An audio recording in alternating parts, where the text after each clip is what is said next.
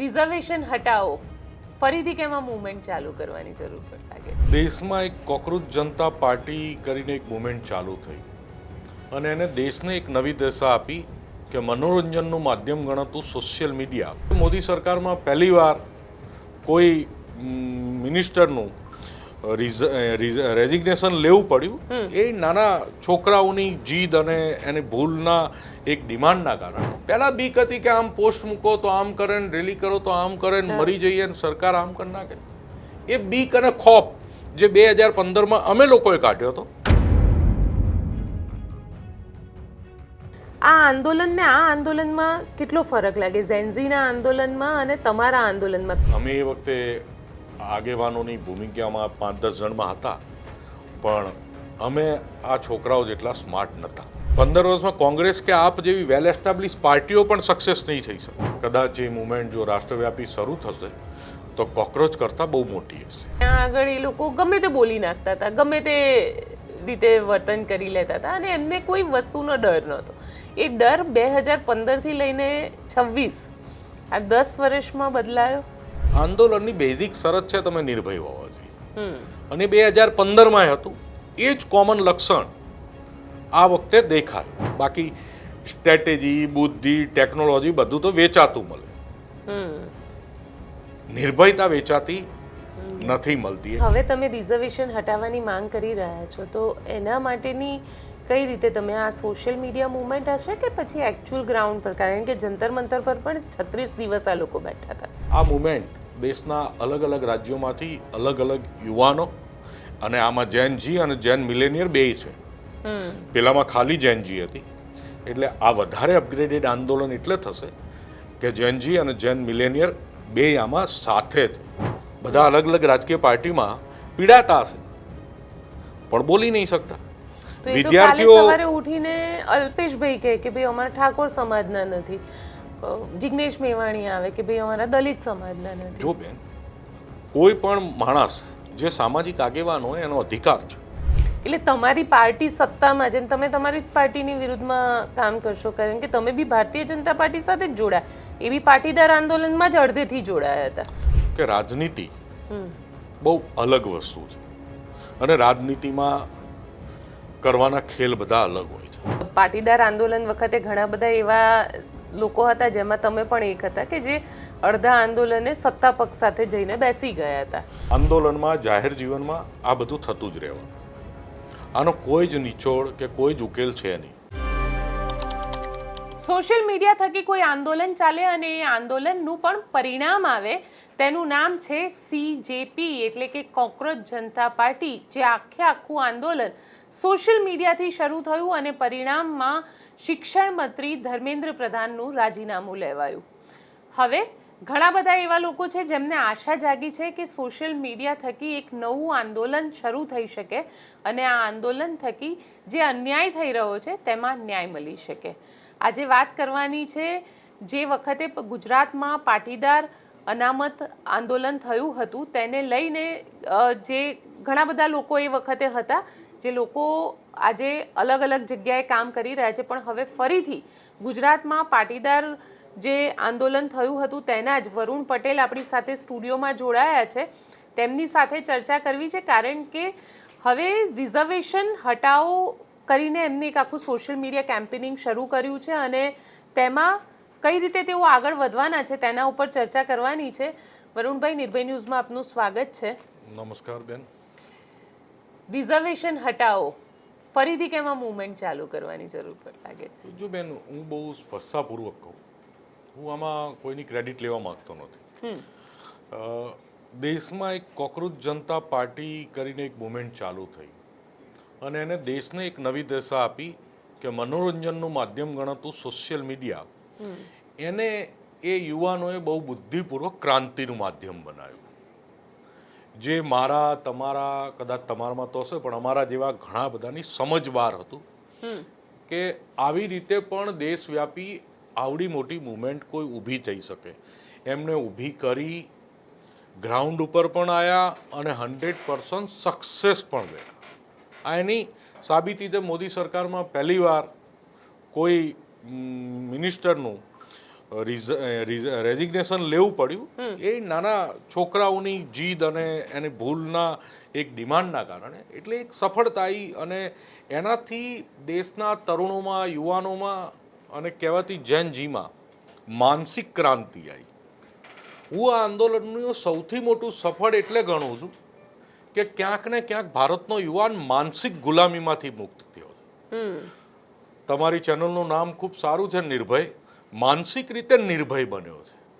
પહેલા બીક હતી કે આમ પોસ્ટ મૂકો તો આમ કરે ને, રેલી કરો તો આમ કરે ને, મરી જઈએ ને સરકાર આમ કરી નાખે. એ બીક અને ખોફ જે 2015માં અમે લોકોએ કાઢ્યો હતો, એ ફરીથી રાષ્ટ્રવ્યાપી એ ખોફ નીકળી ગયો છે અને માણસમાં ક્યાંક સ્વમાનનો સંચાર થયો છે. એક મુવમેન્ટ પતી, અચાનક જ દેશના સોશિયલ મીડિયા પ્લેટફોર્મો ઉપર એક નવી મુવમેન્ટ ચાલુ થઈ, રિઝર્વેશન હટાવ મુવમેન્ટ. અને ગોપીબેન, તમે નહીં માનો, એના ફોલોવરની સ્પીડ એ કોક્રોચના ફોલોવર કરતાં વધારે છે. એક પેજમાં 5 મિલિયન વ્યૂ, 5 મિલિયન ફોલોવર છે અને એ 24 કલાકના ફોલોવર છે. આ કાલે એ ફોલોવર લેસ ધેન 50,000 હતા, લેસ ધેન 50,000 ફોલોવર હતા. એ પેજના આજે 5 મિલિયન ફોલોવર છે. અને રિઝર્વેશન હટાવ મુવમેન્ટના નામે દેશમાં કેટલાય પેજો ચાલુ થઈ ગયા અને બધા પેજોમાં 2 લાખ, 5 લાખ, 10 લાખ એવા ફોલોવર છે.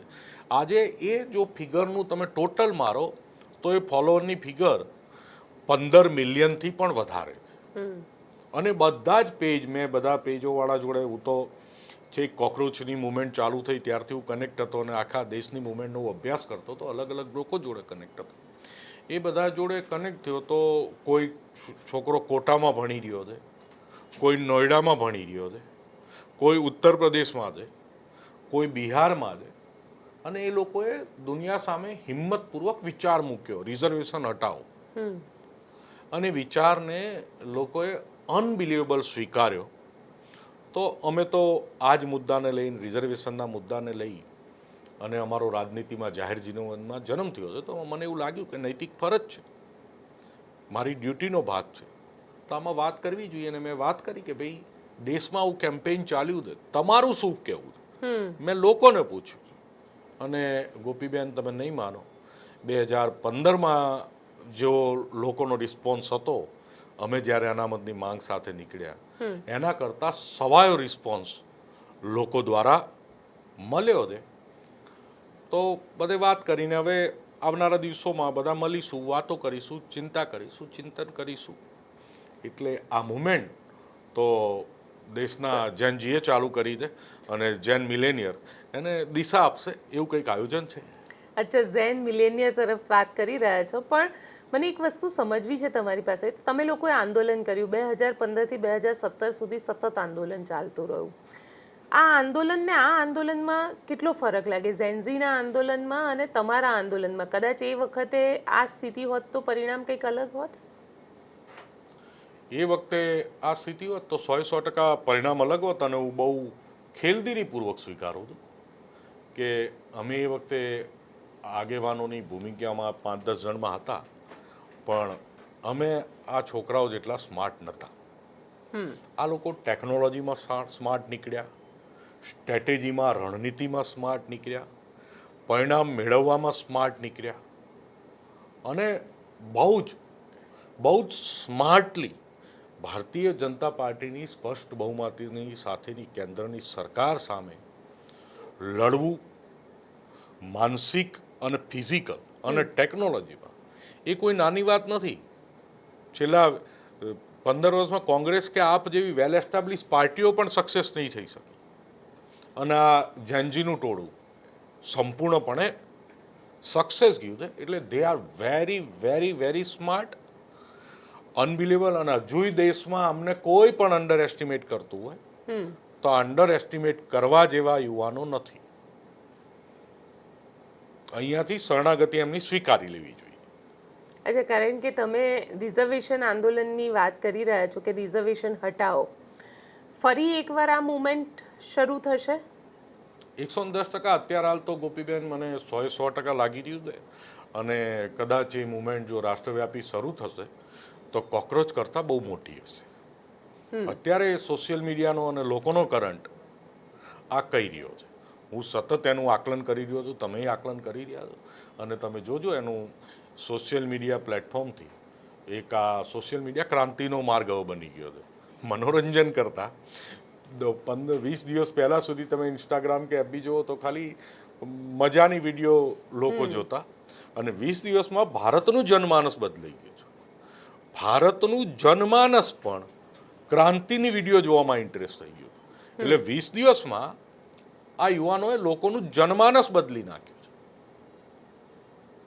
બહુ સ્માર્ટલી તમે તો મીડિયામાં છો કે મીડિયા સોશિયલ મીડિયાથી મોટી તાકાતો જનમાનસો જોડે રમવાની જે ગેમ ગોઠવતું હોય છે, અને એનાથી વિપરીત નેચરલ કોર્સમાં આ જેનજીએ લોકોનું જનમાનસ એક મહિનામાં ચેન્જ કરી નાખ્યું. એટલે મને તો એવું જ લાગ્યું જે આખું આંદોલન થયું વરુણભાઈ, કે એ લોકો માટે એ જે જંતર મંતર હતું ને એ પણ મોબાઈલની સ્ક્રીન જેવું જ હતું. એ લોકો એવું માનતા હતા કે જે ઈચ્છે એ કરી શકે છે ત્યાં આગળ. અને ઘણા બધા એવા વિડીયોઝ પણ જોયા કે ત્યાં આગળ એ લોકો ગમે તે બોલી નાખતા હતા, ગમે તે રીતે વર્તન કરી લેતા હતા, અને એમને કોઈ વસ્તુનો ડર નહોતો. એ ડર 2015થી લઈને 26 આ 10 વર્ષમાં બદલાયો. 100%.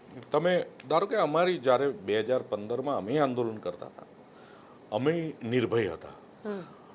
અમારી સાથે લોકો જે જેનજી કહેવાય એ વખતની, એ નિર્ભય હતી. કારણ કે તમારો નેતા જ યુવાન હતો, એ પોતે એટલે બધા જેનજી હતા, એટલે નિર્ભય હતા.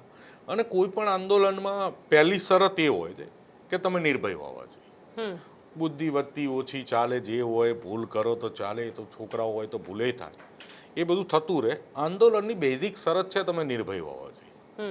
અને 2015માં હતું એ જ કોમન લક્ષણ આ વખતે દેખાયું કે આ લોકો પણ નિર્ભય છે, અને આ નિર્ભયતાનું પરિણામ છે. બાકી સ્ટ્રેટેજી, બુદ્ધિ, ટેકનોલોજી બધું તો વેચાતું મળે, નિર્ભયતા વેચાતી નથી મળતી, એ ઇનબિલ્ટ હોય. અને આજની જેનજીનું એક ઇનબિલ્ટ પ્લસ પોઈન્ટ છે કે એ લોકો નિર્ભય છે, સ્માર્ટ છે. આપણને જનરેશન ગેપના લીધે એવું લાગે કે અળવિતરા છે ને વિચિત્ર છે, સમજણ નહીં પડતી, હારા હાવ સંસ્કાર વગરના છે એવું લાગે. પણ એ છે ને એ જનરેશન ગેપનો પ્રભાવ છે. એ આપણને જનરેશન ગેપના હિસાબે લાગે છે. એ જનરેશન ગેપના હિસાબે લાગે છે. બહુ સારી કોમેન્ટ મેં એક પરિવારની જોઈ હતી કે એ આંદોલન ચાલુ હતું ત્યારે પીએમ સાહેબને કોઈ કપલે કમેન્ટ કરી હતી કે સાહેબ એક કામ કરો, અમારે ત્યાં રહેવા આવો 3 દિવસ. અમારે ત્યાં એક જ જેનજી છે, અમે રોજ એન જોડે હારીએ છીએ. આટલા બધા સામે કોઈ નહીં લડીએ કે આ એવી જનરેશન છે. એટલે હવે તમે રિઝર્વેશન હટાવવાની માંગ કરી રહ્યા છો, તો એના માટેની કઈ રીતે તમે આ સોશિયલ મીડિયા મુવમેન્ટ હશે કે પછી એકચ્યુઅલ ગ્રાઉન્ડ પર? કારણ કે જંતર મંતર પર પણ 36 દિવસ આ લોકો બેઠા હતા. બેન, સોશિયલ મીડિયાથી એક માહોલ બને, પરિણામ હંમેશા ગ્રાઉન્ડથી મળે. તમે એરફોર્સ ગમે તેટલો કોઈ દેશ ઉપર હુમલો કરે કે તમે મિસાઇલ છેલ્લે છોડો, પણ છેલ્લે કબજો લેવા તો ભૂમિદળ જ જવું પડે. એટલે ભૂમિદળ, આર્મી, એ તો બેઝિક નીડ છે. એ એનું સ્ટેપ બાય સ્ટેપ આવે. પણ હું જે માની રહ્યો છું કે આ જે સોશિયલ મીડિયાનો જે કરંટ આવ્યો છે ને, આ જે યુવાનોએ આખી જે મુવમેન્ટ ઊભી કરી, હું તો એક એનો માધ્યમ બની રહ્યો છું.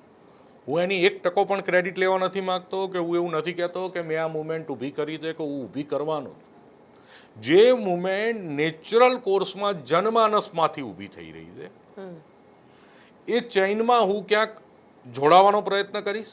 એ ચેઇન થોડી આડી અવડી હશે તો એ ચેઇનને રિપેર કરવાનો પ્રયત્ન કરીશ. અને આ છોકરાઓ કરતાં અમારી જોડે આ બધા અનુભવો થોડા વધારે, આંદોલનના અનુભવો વધારે છે, નેગોશિએશનના, સિસ્ટમના, રણનીતિના અનુભવો, સિસ્ટમમાં જવાના પણ છે. એટલે સિસ્ટમમાં જવાના બી છે. How to deal with police, how to deal with politicians, બરોબર છે. અને કયા સમયે સંખ્યા ઓછી છે તો શું રણનીતિ કરવી, સંખ્યા વધારે છે તો શું રણનીતિ કરવી, તે બધું અમારી જોડે અનુભવ છે. તો અમે તો ખાલી આને થોડું ઓર્ગેનાઇઝ કરી અને આમાં પાર્ટિસિપેટ થવાનો પ્રયત્ન કરી અને એક પુણ્યનું કામ કરવા અને પુણ્યના સહભાગી થવા જઈ રહ્યા છીએ. બાકી આ મુમેન્ટ દેશના અલગ અલગ રાજ્યોમાંથી અલગ અલગ યુવાનો, અને આમાં જેનજી અને જેન મિલેનિયર બેય છે. પેલામાં ખાલી જેનજી હતી, એટલે આ વધારે અપગ્રેડેડ આંદોલન એટલે થશે કે જેનજી અને જેન મિલેનિયર બેય આમાં સાથે છે અને બધા જોડે સંપર્ક કરી રહ્યા છે. ગુજરાતમાં અમારું નેટવર્ક છે, ગુજરાતમાં સંપર્ક કરી રહ્યા છે. અને દેશવ્યાપી વિચારો બિન અનામત વર્ગનો સમાજ તો પીડિત છે, શોષિત છે, વંચિત છે. હકીકતમાં આ શબ્દો બિન અનામત વર્ગ માટે વપરાવા જોઈએ અને એમની પીડાને વાચા આપવાનો પ્રયત્ન તમને કેમ કરીશું. એવું લાગે છે કે બિન અનામત વર્ગ જ પીડિત છે? બેન, હું તમને બહુ સારું ઉદાહરણ આપું, મારી પાર્ટીનું ઉદાહરણ આપું. હમણાં જ સ્થાનિક સ્વરાજની ચૂંટણી પતી, ઓબીસી અનામત 10%ની 27% થઈ ગઈ, એટલે સ્થાનિક સ્વરાજની ચૂંટણીમાં 50% રિઝર્વેશન થઈ ગયું, 50% ઓપન બેઠકો માટે વર્તી, જે પહેલાં 70% વર્તી હતી. મેં જ મારી પાર્ટીના પ્રમુખ જગદીશભાઈને પત્ર લખ્યો કે ખૂબ સારી બાબત છે કે આપણી સરકારે ઓબીસી સમાજનું હિત ધ્યાનમાં રાખી અને 10%ની ઓબીસી 27% કરી નાખીને અનામતની સીટો 50% કરી નાખી. તમે 10% ઈબીસીને ચૂંટણીમાં લાગુ કરો, અને એ ના લાગુ કરી શકતા હોય તો કંઈ વાંધો નહીં, જે 50% જે ઓપન કેટેગરી માટે જે બેઠકો બચી છે એ બને ત્યાં સુધી મહત્તમ બિન અનામત વર્ગના લોકો લડે એવો પ્રયત્ન કરો. મારા પત્ર લખવા છતાં પણ અત્યારે બેન સ્થાનિક સ્વરાજની ચૂંટણીનું તમે પરિણામ જુઓ તો આખે આખા જનરલ કેટેગરીનું પ્રતિનિધિત્વ 12 થી 14% છે. 86% વિજેતા ઉમેદવાર એ અનામત વર્ગમાંથી આવે છે. એમને અભિનંદન આપું છું, પણ આ પણ એક કડવી વાસ્તવિકતા છે. તો આમાં તમે કહો પીડિત, શોષિત અને વંચિત કોણ થયું? બિન અનામત વર્ગ થયો. એ બાપડો બિચારો થઈ ગયો. એનું કહેવાય રાજકીય પ્રતિનિધિત્વ નહીં જળવાતું. સેમ શિક્ષણ પ્રથામાં પણ આ પ્રશ્ન હતો. તો શિક્ષણ પ્રથામાં તો 10% ઈબીસીઆઈ અને ક્યાંક ઈડબ્લ્યુએસના હિસાબે 10% કોટા તો ફિક્સ થયો કે 10% પ્રતિનિધિત્વ જળવાશે અને 10% મેરિટ પ્રમાણે કોમ્પિટ કરીને લઈ લઈશું, તોય 20%નું 25%નું ક્યાંક પ્રતિનિધિત્વ જળવાય છે. પણ આ ચૂંટણીનો મેં તમને દાખલો એટલે આપ્યો કે અત્યારની લેટેસ્ટ ઘટના છે અને પીડિત છે બધા. ખાસ અમારે પટેલિયા વધારે પીડિત છે બિચારા. કોથરામ પૂરીને મારે એવી દશા થઈ છે એમ. નહીં બોલી એકતા, નહીં સહન કરી એકતા. આખું પ્રતિનિધિત્વ, રાજનીતિક પ્રતિનિધિત્વ ખતમ કરવાની એક સાજિશ છે ને એ સાજિશનો ભોગ બન્યા. તો આવી દશા દેશમાં છે, વિદ્યાર્થીઓમાં છે. કેમ એવું લાગે? એટલે કેમ પટેલિયા જે સાજિશનો ભોગ? મુખ્યમંત્રી તમારા છે બેન. મુખ્યમંત્રી પાટીદાર છે, એનો એક પાટીદાર તરીકે ગૌરવ હોય એ વાત અલગ છે અને હોવું પણ જોઈએ. અને હું તો મુખ્યમંત્રીના પદને કાસ્ટિઝમથી બહુ ઉપર ગણું છું. બરાબર છે. નરેન્દ્રભાઈ મોદી પણ ઘણો ટાઈમ મુખ્યમંત્રી રહ્યા, આનંદીબેને રહ્યા, વિજયભાઈએ રહ્યા. એ બધું મુખ્યમંત્રી આવતા. એકચ્યુઅલી મુખ્યમંત્રીની રેસમાં ગુજરાતમાંથી 5 પ્રતિનિધિ હોય, કોઈ પણ પાર્ટી હોય. આપણે એમાં સમાજ ભૂલી જાઓ. ગામના સરપંચના પ્રતિનિધિમાં, તાલુકા પંચાયતના સદસ્યના પ્રતિનિધિમાં, કોર્પોરેટરના પ્રતિનિધિમાં, જિલ્લા પંચાયતના સદસ્યના પ્રતિનિધિત્વમાં લડાઈ હોય છે અને એકચ્યુઅલ ગ્રાઉન્ડના માણસો હોય છે. જો તમારી જોડેથી તળિયામાંથી જ પ્રતિનિધિત્વ ખતમ થઈ જશે તો ભવિષ્યમાં તમે ધારાસભ્ય નહીં હોવ, સંસદે નહીં હોય, મુખ્યમંત્રીએ નહીં હોવ, તળિયું સાફ થઈ જશે. એ સમજણ પડી રહી છે કે પાયો કપાઈ રહ્યો. આ તમારી બિલ્ડિંગ છે, આપણે 5મા માળે બેઠા છીએ, પાયો જ નીચેથી વીક કરવા માંડે તો 2 વર્ષ પછી આ 5મો માળ પડવાનો છે. એટલે અત્યારે જે 5મા માળ બેઠા છે ને એમને રાજી થવાની જરૂર નથી. પાયો કપાઈ રહ્યો. એટલે ભાજપમાં થઈ રહ્યું છે, પાટીદારોને અવગણના થઈ રહી છે. હું ગુજરાતની રાજનીતિક આખી સત્ય પરિસ્થિતિની વાત કરી રહ્યો છું. હું આમાં ક્યાંય એકલી ભાજપની, એકલી કોંગ્રેસની કે આપની કે બીજા કોઈની વાત નથી કરી, પણ આ ગુજરાતની સાચી રાજનીતિક પરિસ્થિતિ છે. અને આ જ પીડા જે મારી છે બીજાની છે. બીજા બોલી નહીં એકતા બિચારા. બધા અલગ અલગ રાજકીય પાર્ટીમાં પીડાતા હશે પણ બોલી નહીં શકતા. વિદ્યાર્થીઓ સવારે ઉઠીને અલ્પેશભાઈ કહે કે ભાઈ અમારા ઠાકોર સમાજના નથી, જિગ્નેશ મેવાણી આવે કે ભાઈ અમારા દલિત સમાજના નથી. જો બેન, કોઈ પણ માણસ જે સામાજિક આગેવાન હોય એનો અધિકાર છે કે પોતાના સમાજના પ્રતિનિધિત્વની વાત કરે. હું બેને અભિનંદન આપીશ અને શુભકામનાએ આપીશ અને વાત કરવી જોઈએ. જ્યારે તમે કોઈ સમાજના નેતા તરીકે ઉભરીને આવ્યા છો અને તમે તમારા સમાજના પ્રતિનિધિત્વ માટે વાત નહીં કરો તો એ તો તમારો દ્રોહ હશે. રાજનીતિમાં આપણે બધા બીજા બધા ખેલ તો કરતા હોઈએ અને એ તો કરવા પડે. It is a part of game politics. પણ તમે જે મુદ્દાને લઈને જાહેર જીવનમાં તમારો જન્મ થયો, મારો જન્મ ગોપીબેન શેમાં થયો કે પાટીદાર અનામત આંદોલનનો કન્વીનર છે અને ગોપીબેન મારું ઇન્ટરવ્યૂ લેવા આવ્યા હતા અને તો એ મારી આઈડેન્ટિટી હતી. એ મને આપ્યું કોને? સમાજે આપ્યું. તો હું એમાંથી રાજનીતિમાં આવ્યો છું. હું રાજનીતિમાંથી સમાજમાં નથી આવ્યો. હું સમાજમાંથી રાજનીતિમાં આવ્યો છું. તો સમાજના પ્રતિનિધિત્વની વાત આવે તો જે પણ સમાજના પ્રતિનિધિત્વમાંથી આવ્યા હોય એને, હું એવું નહીં કહેતો કે બધાની ભાષા મારા જેવી કડવી જ હોય કે મીઠી હોય. બધા પોતપોતાની ભાષામાં પોતપોતાની મર્યાદામાં પ્રતિનિધિત્વની વાત કરવી જોઈએ. અને કોઈ પેલું પ્રતિનિધિત્વની વાત કરવી એને હું ક્યાંય ગુનો ગણતો નથી. હું એકદમ બોલ્ડલી કહું છું કે દેશના યુવાનોમાં આક્રોશ જન્મ્યો છે કે રિઝર્વેશન હટાવો મુવમેન્ટ ચાલુ થઈ છે. તો આ અમારા વિચારોને ક્યાંક મળતી વાત છે. હું એવું નથી કહેતો કે હું 100% એમના વિચારો સાથે સહમત જ છું. રિઝર્વેશન હટાવવાના જ કેમ્પેઇનમાં હું લાગેલો છું. પણ ક્યાંક એટલે તમારી પાર્ટી સત્તામાં છે ને તમે તમારી પાર્ટીની વિરુદ્ધમાં કામ કરશો, કારણ કે તમે બી ભારતીય જનતા પાર્ટી સાથે જ જોડાયા. એ બી પાટીદાર આંદોલનમાં જ અડધેથી જોડાયા હતા. બેન, હું તમને કહું છું કે રાજનીતિ બહુ અલગ વસ્તુ છે અને રાજનીતિમાં કરવાના ખેલ બધા અલગ હોય છે. અને તમે જાણો છો, તમે મારી જેમ રાજનીતિને બહુ નજીકથી જોયેલી છે. મેં જોયેલી, તમે ખાલી જોયેલી છે, મેં અનુભવેલી છે. એના સારા પાસા, ખરાબ પાસા, political depression, political enjoyment, political honeymoon period, બધું જ એન્જોય કર્યું છે અને પીડાઈ ભોગવી છે. એટલે હું જાણું છું પોલિટિક્સ ડિફરન્ટ વસ્તુ છે. તમે હંમેશા કોઈ દિવસ રાજનીતિને અને સમાજ નીતિને મિક્સઅપ કરશો તો એમાં મેળ નહીં આવે. ચૂંટણી આવશે ને મારે તાણે હું જ કરી લઈશ. મારે રાજનીતિ કરવી હશે તો તાણે ચૂંટણીની વાત છે ને. અત્યારે તો મારે શું છે, અને હું તો કહું છું દરેક પાર્ટીના કાર્યકર્તાને કે એમના ચૂંટણી વગર તમને કોઈ બાપો ગણતું નહીં. તમે એમ સમજો છો કે મારી પાર્ટી નામ છે ને તેમ છે, મારું મેરિટ, એટલે કોઈ બાપો જોવા વાળું નહીં. તમને ચૂંટણી સિવાય કોઈ પૂછવા વાળું નહીં. અને 50% તો તમને 50% તો તમની તો રાજકીય પાર્ટીઓ એમ વિચારે છે કે આ ભજીયા ચવાણા વાળી આઈટમો છે. તમે ખોટા પીડામાં ઉપાધિ લઈને ફરો છો. એટલે એ તો લોકો ઉપાધિ લઈને ફરે છે. પાર્ટીને શું ફેર પડે? પાર્ટીને તો એક વર્ગ, એક સિસ્ટમ હોય છે, એ જ રાજનીતિ 12 મહિના કરતી હોય. બેઝિક લોકોની તમારી જોડે 5 વર્ષમાં ચૂંટણી સિવાય કોઈ રાજનીતિક પાર્ટીનો કાર્યકર આવે છે?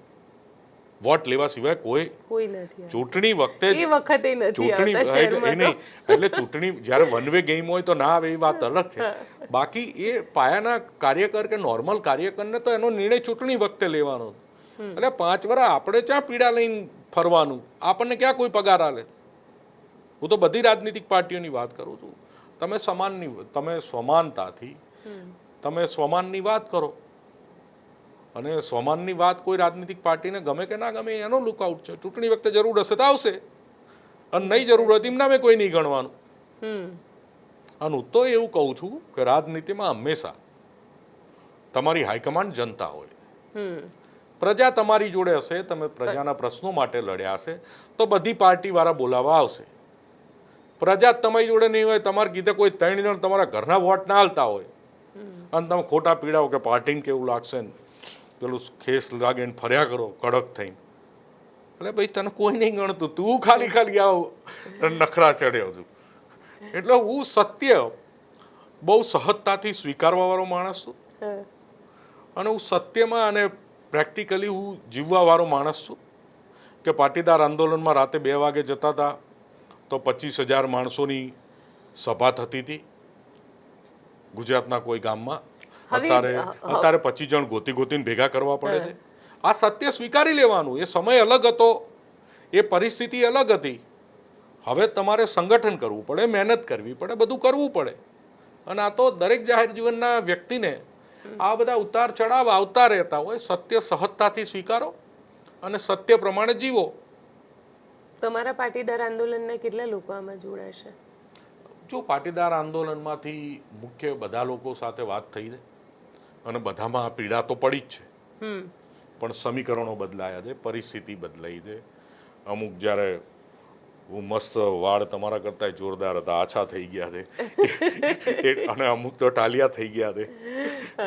એટલે એ 10 વર્ષમાં ઘણી બધી પરિસ્થિતિઓમાં બદલાવ આવ્યો છે, વ્યક્તિઓમાં બદલાવ આવ્યો છે.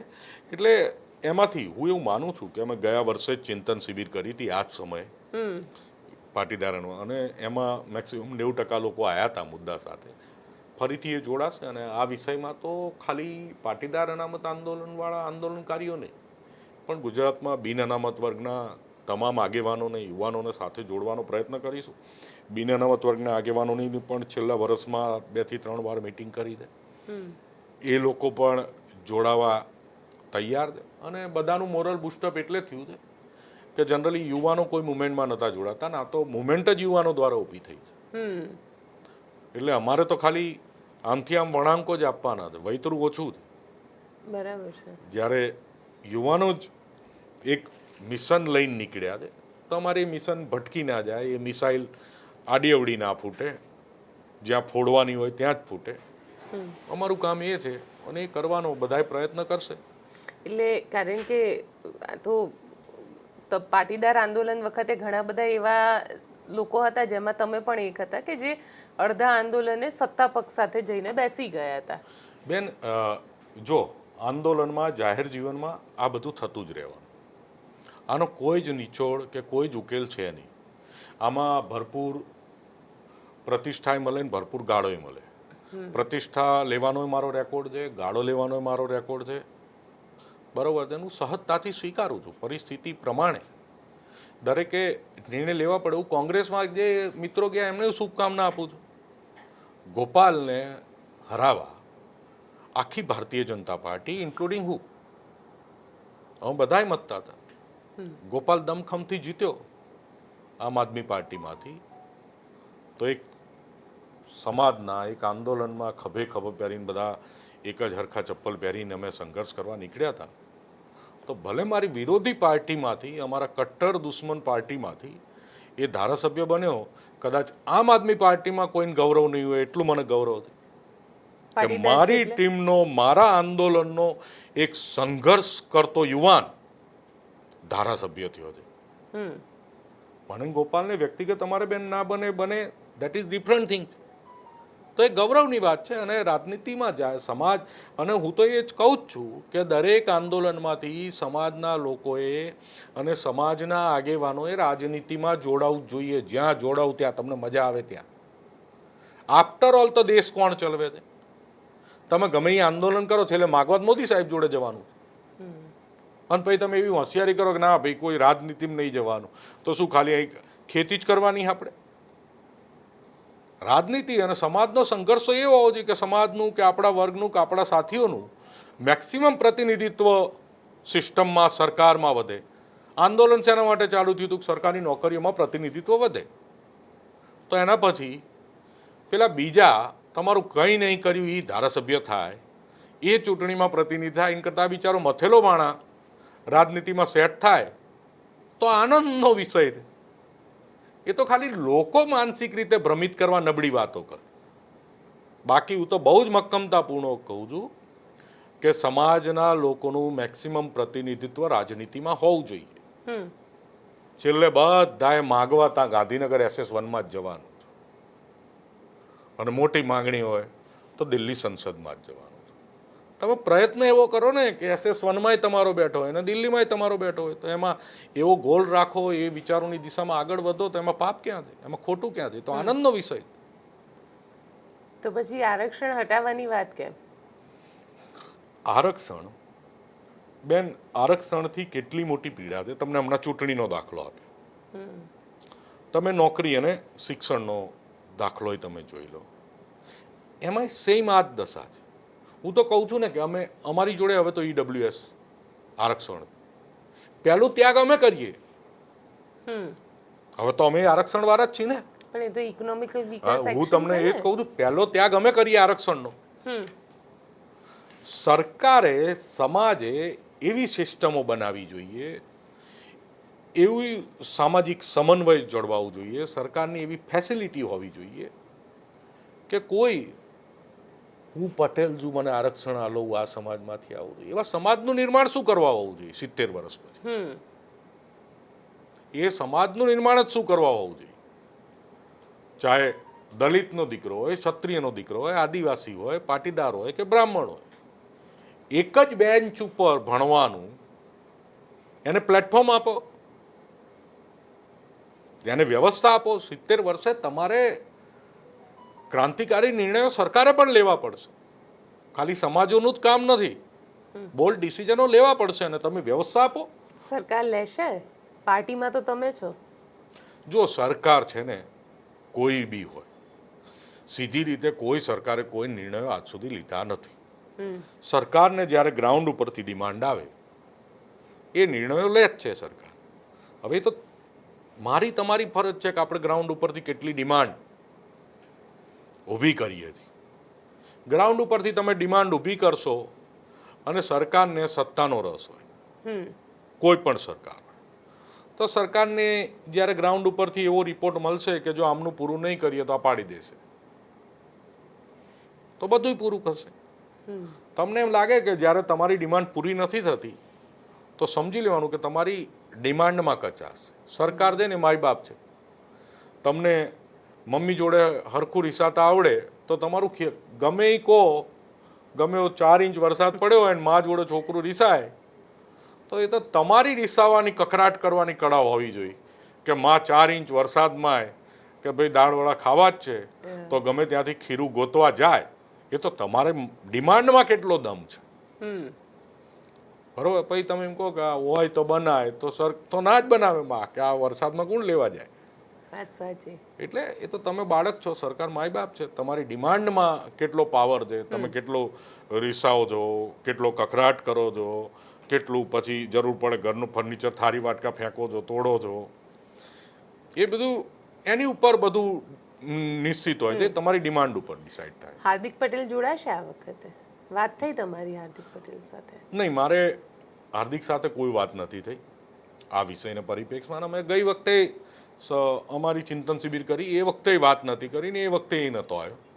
એ ધારાસભ્ય છે, હું એવું માનું છું કે પોલિટિકલ સેટ છે, જે પણ એના પ્રમાણમાં હોય, અને પોલિટિકલ સેટઅપમાં એ ક્યાંય ડિસ્ટર્બ થવા નથી ઈચ્છતો.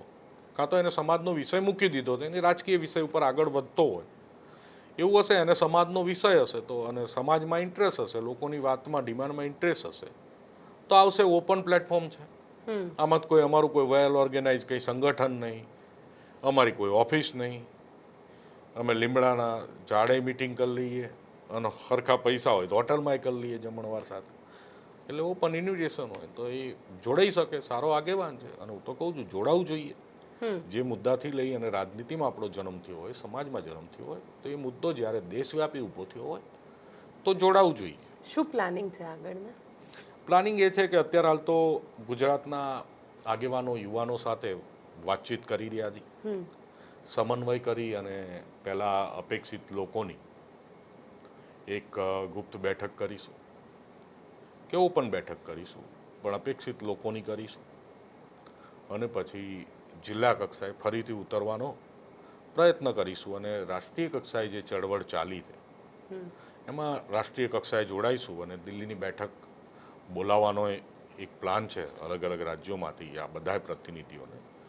એમાં એ વાતચીત ચાલી રહી છે. દિલ્હીની બેઠકમાં તમામ રાજ્યોમાંથી આવેલા પ્રતિનિધિઓનો શું વ્યૂ છે, કોણ કેવી લીડરશીપ લે છે, શું પરિસ્થિતિ છે, એ પ્રમાણે નિર્ણય લઈશું. જે દેશના યુવાનો દ્વારા જે આ મુવમેન્ટ ચાલુ થઈ છે ક્રાંતિના માધ્યમથી, સોશિયલ મીડિયા ક્રાંતિનું પ્લેટફોર્મ છે અને નિર્ભય રીતે એ લોકો આવી રહ્યા છે, તો અમે નિર્ભય રીતે દિલ્હી જઈશું અને પછી એ કહે કે નિર્ભય રીતે આપણે જંતર મંતર જવું છે, સંસદ જવું છે, જ્યાં જવું હોય જે કરવું પડે એ કરીશું. પણ એક કમિટમેન્ટ છે કે આ ચળવળ જેટલી પણ ચાલે હમ હું એનો 100% મહત્વના કડીના ભાગરૂપે મહત્વની કડી તરીકે સહભાગી હોઈશ. ચલો આશા રાખીએ કે તમારી આ જે મુવમેન્ટ છે એ સક્સેસ તરફ આગળ વધે. તો આજનો આ રિપોર્ટ આપને કેવો લાગ્યો? આપ શું માનો છો? આરક્ષણ રહેવું જોઈએ કે હટવું જોઈએ? મને કોમેન્ટ બોક્સમાં ચોક્કસથી લખીને જણાવજો અને અમારી ચેનલ નિર્ભય ન્યૂઝને લાઇક, શેર અને સબસ્ક્રાઇબ કરવાનું ભૂલશો નહીં. આભાર.